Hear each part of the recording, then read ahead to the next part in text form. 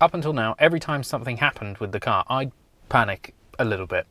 Even when lights would come on the dashboard, I would sweat the small stuff. But today was the first day I actually made a decision without stressing about it. So I got the oil changed, I changed to an oil that I chose, and I replaced the pollen filter myself. Now, none of that is actually complicated, but to me, that feels like making a step to actually truly owning the car. Hi, I'm Gav. I got my driving license at 30 and bought a Jaguar F-Type, and welcome to Gav Drives.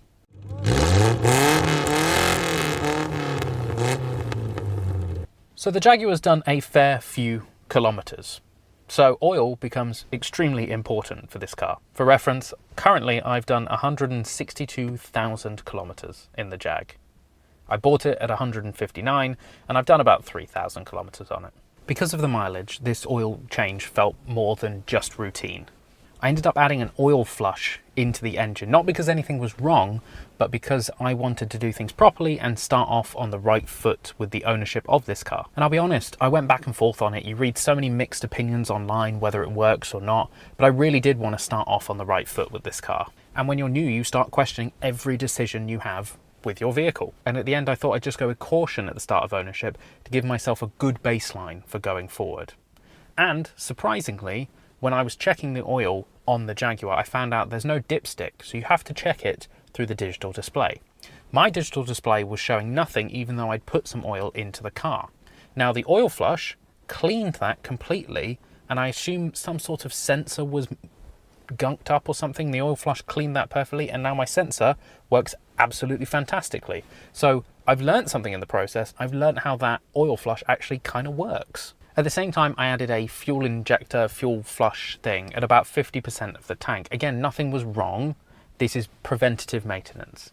Again, it was knowing the car's history, or lack of it, knowing the mileage on this car, and just wanting to get started correctly going forward. I'm not chasing lap times or performance or noise or anything really. I'm chasing having a reliable daily driver that I can look after and really love and cherish for years to come. Now, I know some people say this stuff isn't necessary, and you know what? They might be right. For me, this was about learning and starting ownership on the right foot. The more I learn, the less stressful it becomes. Now, I didn't go blindly into this oil change. I asked questions, checked the forums, and actually spoke to people that knew what they were doing.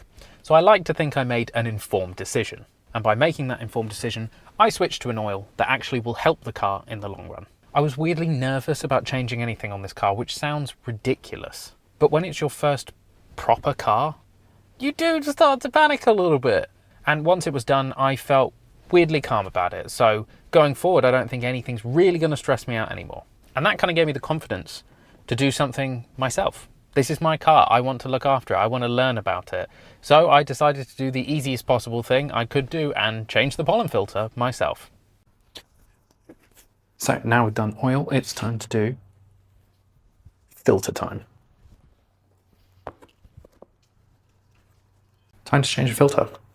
So we go into the car, place the bonnet up, and then we need to find something to prop the bonnet up with, and we're going to use this once we got all the water out of it.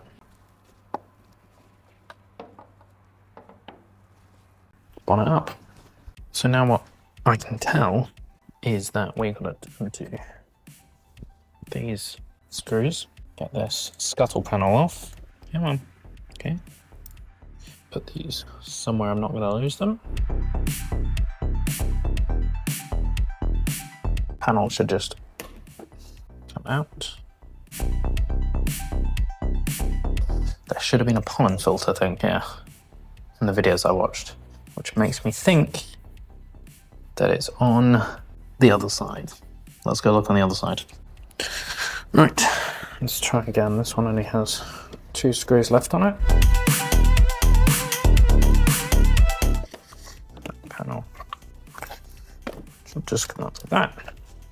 And I believe that should be my filter. How does that? Aha! There we go. One pollen filter out, which actually doesn't look that bad. But new one in. Airflow to the back of the car. Should just go like that. but it doesn't. Why do you not want to go? I've realised I've been putting it in this way because that makes sense to me, but this way is the way that it goes in. Okay. And watch this. Yep, there you go, perfectly in. Yeah. Oh, I'm an idiot. Okay. That should go like that, that should go like that. And where that cable went like that. And while I'm here, I'm going to take a cloth and just wipe the inside of the engine because it's a mess.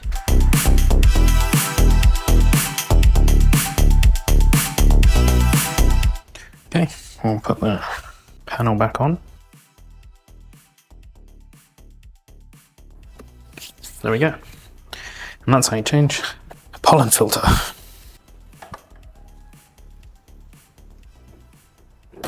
The pollen filter was incredibly easy, but I think for me it was a hurdle of getting across something, of doing something on my own car for the first time that now makes me think that I could probably do a lot of things by myself.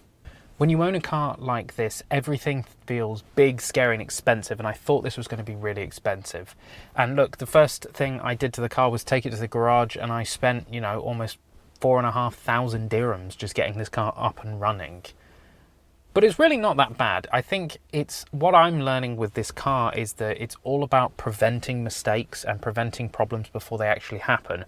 What I've learned from the car ownership game is that people wait till something breaks and that's when they fix it. And that's when you get the bills of the 10s, the 20s, the 30,000 dirhams, when it's not really about that. It's about predicting what's going to happen, fixing things or putting things in place before stuff breaks, and then stuff doesn't break and you don't have a massive bill. You might spend a couple of hundred dirhams here and there, but your car's going to love you for it.